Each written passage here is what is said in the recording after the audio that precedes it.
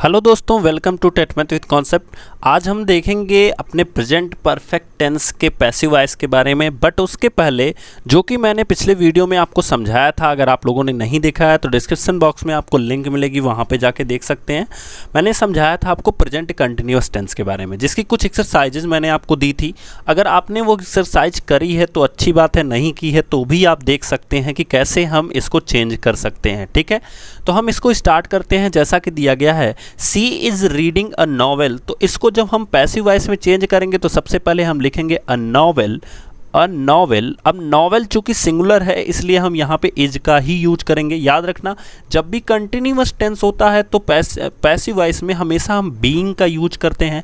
अगर प्रेजेंट है तो तीन वर्ब हमारे पास रहती हैं, वो हैं इज, आर और एम। ये आपको याद रखना है पैसिव वॉइस के केस में। ठीक है, तो हमने इज का यूज कर लिया है। अब हम क्या करेंगे, सी इज रीडिंग अ नॉवेल लिखा है तो अ नॉवेल को हमने यहाँ लिख लिया। अ नॉवेल के अकॉर्डिंग ये इज आ गया। अब इज के बाद क्या आ जाएगा, बीइंग आएगा।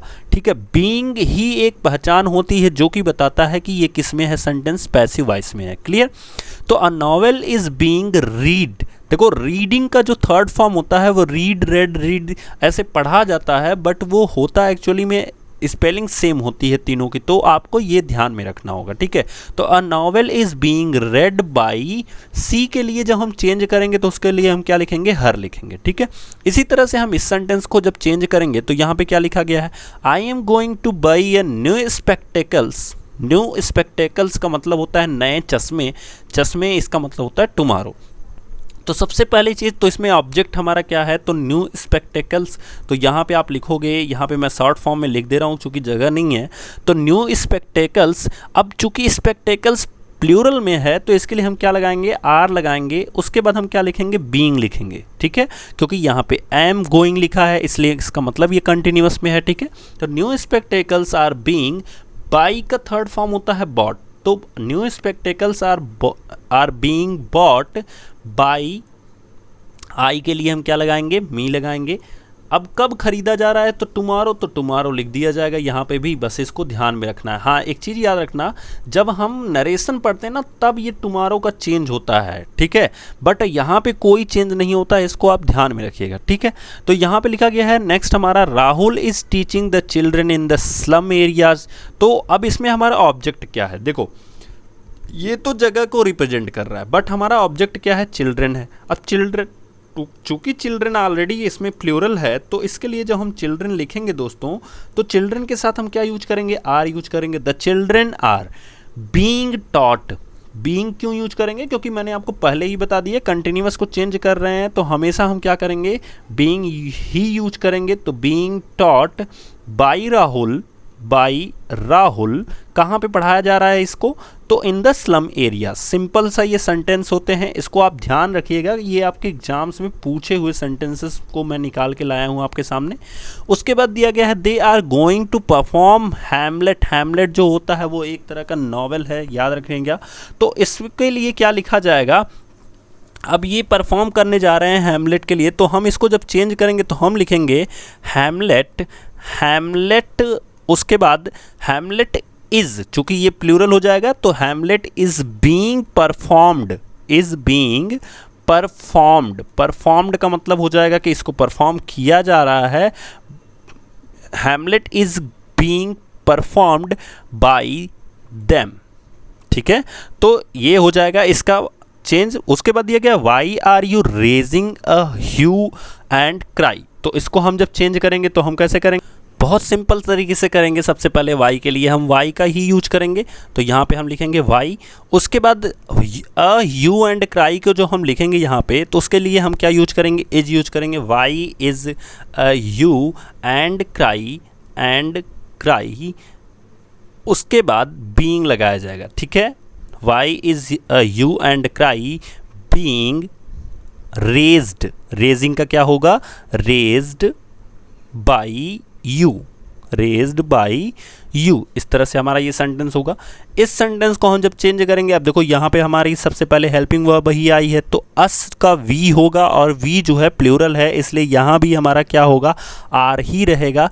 तो आर वी दे की जगह पे हमारा वी हो जाएगा, बिकॉज हम object to subject and subject to object करते हैं। तो आर वी, उसके बाद नॉट है तो नॉट भी लगाओगे, फिर लगाओगे being. Are we not being cheated, are we not being cheated by them. Clear? तो इस तरह से हमारा ये सेंटेंस बनेगा। नेक्स्ट हमारा ये जो सेंटेंस है ये कैसे बनेगा, बहुत सिंपल है। द पुलिस अलोंग विथ, ये थोड़ा सा दूर स्पेस रहेगा यहाँ पे। The police along with the CBI are investigating the case. तो इसके पहले इसके लिए हम कैसे चेंज करेंगे, तो हम लिखेंगे the case is being investigated, the case is being investigated, investigated, ठीक है, by the police, by the police along with CBI। Clear? तो बहुत सिंपल सा ये सेंटेंस था। इस तरह से हम अपना नेक्स्ट स्लाइड पे देखते हैं दोस्तों हमें क्या पढ़ना है। तो वहाँ पे हम जब पास्ट कंटिन्यूअस टेंस की एक्सरसाइज को देखेंगे तो पास्ट कंटिन्यूअस टेंस की एक्सरसाइज में हमें दिया गया है the student were laughing at the old man. तो इसको जो हम चेंज करेंगे तो सबसे पहले हम क्या लिखेंगे, द ओल्ड मैन, क्या लिखेंगे, द ओल्ड मैन। अब चूंकि ओल्ड मैन सिंगुलर है इसलिए हम यहाँ पे क्या यूज करेंगे, वाज। कंटिन्यूअस है तो हम हमेशा बीइंग का यूज करेंगे। आपको ये ध्यान रखना है, जब भी कंटिन्यूअस मिलेगा आप हमेशा क्या यूज करोगे, बीइंग का यूज करोगे। The old man was being laughed, laughing का क्या होगा, लॉफ्ट होगा। मैंने जब आपको पैसिव वॉइस शुरू में बताया था ना, तो मैंने बोला था ये जो लॉफ है इसका पैसिव वॉइस बनता ही नहीं है। बट याद रखना अगर इसके बाद कोई प्रीपोजिशन दिया होता था तो मैंने बताया था कि तब इसका पैसिव वॉइस बन जाएगा। तो इसको आपको ध्यान में रखना है, ठीक है। तो the old man was being laughed by किसके द्वारा किया जा रहा है ये, तो द स्टूडेंट। अब देखो द स्टूडेंट्स को हम चेंज कर ही नहीं सकते हैं क्योंकि ये थर्ड पर्सन है, ठीक है, तो इनको हम चेंज नहीं कर सकते हैं। अब इस तरह से इसको जो हम चेंज करेंगे, the boys playing cricket, playing का भी नहीं बनता है, बट इसके बाद देखो यहाँ पे हमारा ऑब्जेक्ट आ रहा है, सो इसलिए हम बना सकते हैं। तो cricket is being sorry was being लगेगा क्योंकि हम पास्ट टेंस बना रहे हैं। तो cricket was being played bye the boys. Clear? तो इस तरह से हमारी ये एक्सरसाइज हो जाएगी।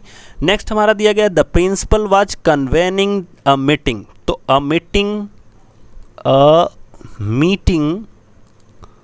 Was being convened by the principal, clear? इस तरह से हमारा ये होगा Sharma was cleaning the house. तो इसको मैं ऐसे ही ओरली बता रहा हूँ, the house was being cleaned by Sharma. उसके बाद हमारा जब वाई को चेंज करेंगे तो वाई लिखेंगे, बट चूंकि यहाँ पे क्या लिखा है, why were the boy digging का मतलब होता है खोदना, a hole in the ground. तो हमारा ऑब्जेक्ट ये हो गया, तो हम इसके लिए क्या लिखेंगे, why was a hole being digged by the boys in the ground. समझ में आई बात? आप ध्यान से सुनिएगा। हम सबसे पहले क्या लिखेंगे, why was a hole being digged, क्या लिखेंगे, digged by the boys, and फिर उसके बाद सिंपल सा इन द ग्राउंड। क्लियर? ऐसे आप लिख लीजिएगा। फिर लिखा गया है where were they playing the cricket match. तो हम सबसे पहले क्या लिखेंगे, सबसे पहले हम वेयर के लिए वेयर ही लिखेंगे, वेयर। अब चूंकि क्रिकेट मैच को हमें आगे करना है तो वाज लगाएंगे। Where was the cricket match being. देखो हम कहाँ लगा रहे हैं, जब भी मैंने आपको बताया था बी आएगा या बीइंग आएगा तो उसके लिए हम कहाँ लगाएंगे, सबसे पहले कहाँ लगाएंगे, हम लगाएंगे उसके लिए बाद में लगाएंगे, यानी हम बीइंग लगा दिए, और हमारा जो सब्जेक्ट होगा वो इन दोनों के बीच में आएगा। क्लियर? तो where was the cricket match being played by them. इसी तरह से Sohan was interviewing the political leaders. तो इसके लिए हम सबसे पहले क्या बनाएंगे, पॉलिटिकल लीडर्स वर। अब चूंकि पॉलिटिकल लीडर्स लिखा है दोस्तों इसलिए ये हमारा क्या हो जाएगा, प्लूरल में हो जाएगा। तो political leaders were being interviewed, ठीक है, इंटरव्यूड बाय सोहन। क्लियर? तो इस तरह से हमारा ये चेंज हो जाएगा। हम देखते हैं प्रेजेंट परफेक्ट टेंस के क्या क्या रूल्स होते हैं और कैसे कैसे उनको हमें पढ़ना होता है। तो देखो परफेक्ट टेंस के बारे में अगर मैं बात करूं तो इसकी जो हेल्पिंग वर्ब होती है वो होती है हैज़ और हैव होती है, याद रखिएगा, ठीक है। तो जब हैज़ और हैव होती है तो इसी को जब हम पैसिव वॉइस में चेंज करते हैं तो इन्हीं के साथ हम बीन का यूज कर लेते हैं। बिल्कुल ध्यान में रखिएगा, इन्हीं के साथ हम किसका यूज कर लेते हैं, बीन का यूज कर लेते हैं। और इसी बीन के यूज के कारण जब हम पढ़ते हैं किसका, परफेक्ट कंटिन्यूअस का, तो हम उसकी कोई पैसिव वॉइस नहीं बना पाते हैं, क्योंकि वहाँ पे जो हेल्पिंग वर्ब होती है वो has been, have been already होती ही है। सो दैट्स वाई उसके लिए हम कोई पैसिव वॉइस चेंज नहीं कर पाते हैं। इसके लिए आप ध्यान रखिएगा, ठीक है। तो यहाँ पे जैसा लिखा गया है हैज़ और हैव के साथ हम क्या यूज करते हैं, बीन यूज करते हैं, and verb in third form तो हमेशा यूज करते ही करते हैं। बाकी सारी कहानी उसी तरह से है। हु के केस में हम एक सेंटेंस देख लेते हैं। मैं हु आपको बार बार हर सेंटेंस में दिखाया हूँ बिकॉज ये इंपॉर्टेंट है और ये पूछे जाने के 90% चांस होते हैं हु के केस में, बिकॉज हु के केस में सब लोग गलती करके आते हैं। तो हु के लिए बाई हुम लिख देना बहुत सिंपल है। जिस टेंस में है उस टेंस की हेल्पिंग वर्ब लिखो। इस रामायणा की वजह से ये हेल्पिंग वर्ब लिखी जाती है। अगर यहाँ पे कोई प्लूरल होता तो ये हैव हो जाता, याद रखिएगा। तो बाई हुम हैज़ द रामायणा, उसके बाद बीन मैंने आपको बताया, यहाँ पे बीन लगा लो आप, बहुत सिंपल सा है, बीन रिटन, क्लियर। उसके बाद इसी सेंटेंस को हम who has the Ramayana been written by के रूप में भी बना सकते हैं। नेक्स्ट हम कुछ एक्सरसाइजेस देखते हैं इसके। तो लिया गया है I have written a letter, तो इसके लिए क्या होगा, a letter has, a letter के साथ हैज़ का यूज होगा। अ लेटर हैज़ लिखा जाएगा, यहाँ पे थोड़ी सी मिस्टेक हो गई है, a letter has been written by me, तो ये हमारा सेंटेंस सही होगा। नेक्स्ट लिखा गया है यू हैव ड्रंक वाटर, तो वाटर हैज़ बीन ड्रंक, देखो बीन जरूर यूज होगा जब भी आप past perfect tense present perfect tense को लगा रहे हो तो has been have been use होगा, ठीक है। इसी तरह से यहाँ पे दिया गया है who has taught you Hindi, तो by whom have you been taught Hindi, simple सा था। फिर यहाँ पे अ सॉन्ग, अब यहाँ पे अ सॉन्ग है तो इसको जब हम आगे लाएंगे तो ये चूँकि सिंगुलर है तो इसलिए हैज़ का यूज होगा, has a song been sung by you, तो आपके सामने आ गया। नेक्स्ट दिया गया है वाई हैव यू संग ए सॉन्ग, तो वाई को वाई ही लिखेंगे, अ सॉन्ग की वजह से यहाँ पे हैज़ लगेगा, why has a song been sung by you. इसी तरह से हमारी ये एक्सरसाइज है जो कि आप स्क्रीनशॉट ले सकते हो और इसको खुद से सॉल्व करो। कल के वीडियो में मैं इसको सॉल्व करके दिखाऊंगा आपके सामने, तो फिर आप खुद से मिला सकते हो कि आप कितना सॉल्व किए हो और आपका क्या क्या सही है, क्लियर। नेक्स्ट देखते हैं पास्ट परफेक्ट टेंस। तो मैं आपको बताऊं कि पास्ट परफेक्ट टेंस की जो हेल्पिंग वर्ब होती है वो केवल हैड होती है और हैड के साथ हम बीन का यूज करेंगे, बस सिंपल सा ये कॉन्सेप्ट है आपका। हु के केस में हम देख लेते हैं who had written the Ramayana, तो by whom had Ramayana been written, बहुत सिंपल सा है ये भी।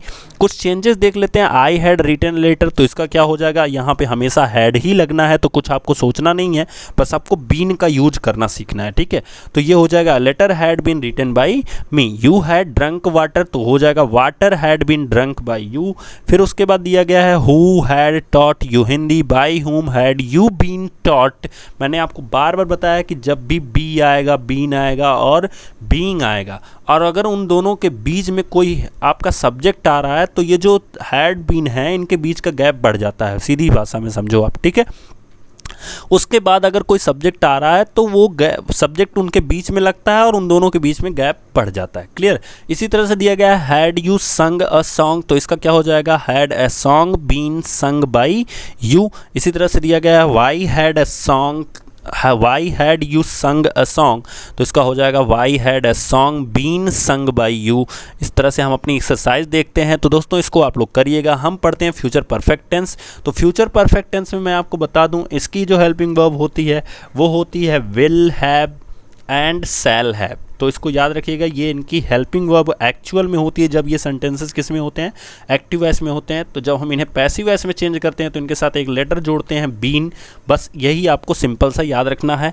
हु के केस में हम सेंटेंस देखते हैं तो हो जाएगा by whom will the Ramayana have been written. याद रखना यहाँ पे लिखा गया है विल शैल के साथ हैव बीन, इसका मतलब अगर कोई सब्जेक्ट यहाँ पे आ रहा है तो वो सब्जेक्ट बीच में रहेगा, ये दोनों एक दूसरे के किनारे लगे रहेंगे, ठीक है। तो हम देखते हैं I shall have written a letter, तो इसको हम जब चेंज करेंगे तो हो जाएगा a letter a letter will क्यों यूज होगा, क्योंकि सिंगुलर है, ठीक है। तो a letter will have been, क्या हो जाएगा, a letter will have been written by me. इसी तरह से लिखा गया है you will have drunk water, तो इसका क्या हो जाएगा, the water will have been drunk by you. Who will have taught you Hindi, तो इसका क्या हो जाएगा, by whom will you have been, क्या हो जाएगा, by whom will you have been taught Hindi. Clear, इस तरह से हमारा ये सेंटेंस होगा जो कि आपके सामने दिख रहा है, by whom will you have been taught Hindi.